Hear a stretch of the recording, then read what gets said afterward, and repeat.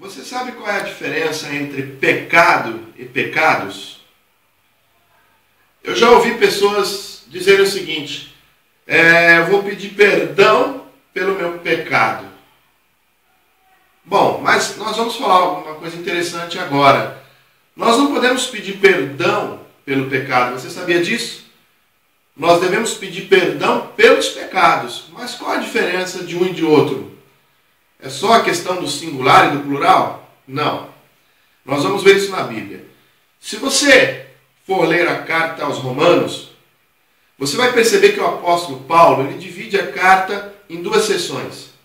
A primeira seção da carta fala sobre a condição do ser humano nas suas práticas, dos pecados. Então a primeira seção das cartas aos Romanos, que vai até o capítulo 5, versículo 11, você vai perceber que ali nessa primeira seção o apóstolo Paulo enfatiza a questão dos pecados. E se você continuar, você vai ver que há uma segunda seção que a partir do capítulo 12, do capítulo 5, versículo 12, você vai perceber que o foco do apóstolo Paulo é o pecado. Então, qual é a diferença de uma coisa e de outra?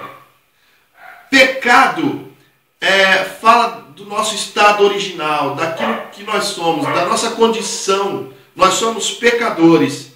Pecados fala dos nossos atos, daquilo que nós cometemos. Então, nós cometemos pecados por causa do pecado. Se você abrir a sua Bíblia comigo, lá no capítulo 5,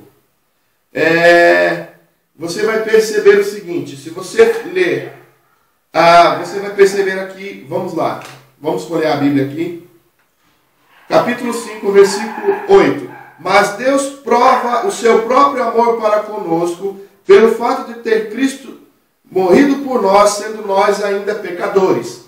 Então aqui fala do nosso estado. Então nosso estado é um estado de pecador. Todos nós pecamos, somos pecadores, né?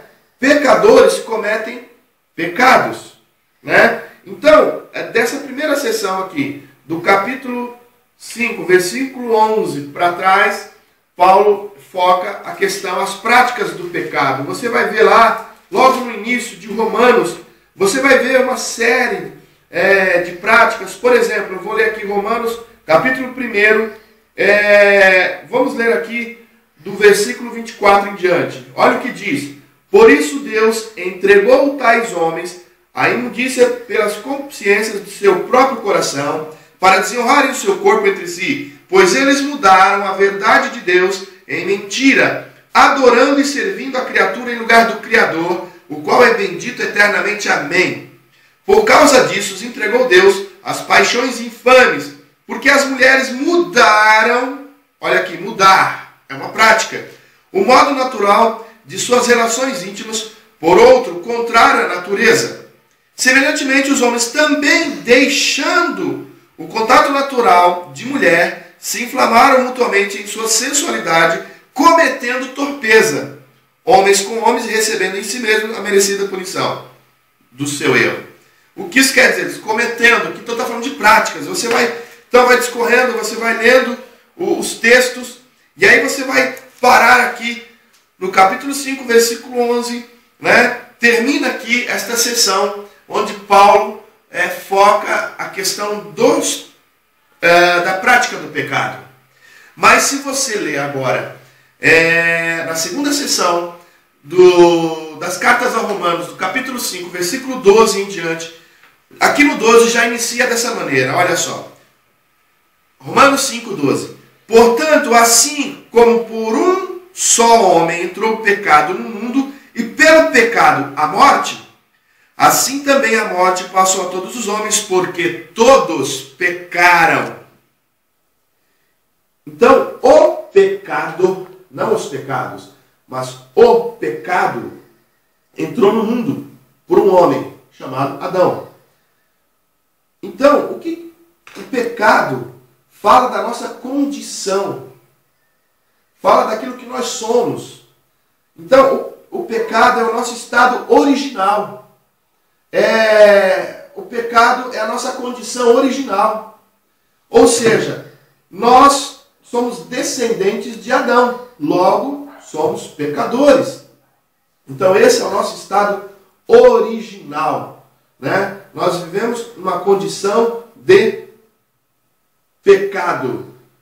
Se você for abrir a sua Bíblia, lá em Salmo 51, 5, diz assim: eu nasci na iniquidade e em pecado minha mãe me concebeu. Então, o que isso quer dizer? Davi está dizendo o seguinte, que ele nasceu em pecado, não em pecados. Então, nós não podemos dizer que não somos pecadores. Nós somos pecadores. Eu não posso dizer que essa caneta não é uma caneta. Ela é uma caneta, sempre será uma caneta. Então, por que eu sou pecador? Porque eu sou um ser humano, descendente de Adão. Se você abrir a sua Bíblia lá, em 1 João, vamos lá. Vamos abrir. 1 João, deixa eu folhear aqui, vamos achar. 1 João, vamos ler aqui. 1:5 em diante. Ora, a mensagem que da parte dele temos ouvido, e vos anunciamos é esta, que Deus é luz, e não há nele treva nenhuma. Se dissermos que mantemos comunhão com ele e andarmos nas trevas, mentimos e não praticamos a verdade. Se, porém, andarmos na luz, como ele está na luz, mantemos comunhão uns com os outros, e o sangue de Jesus, seu Filho, nos purifica de todo pecado.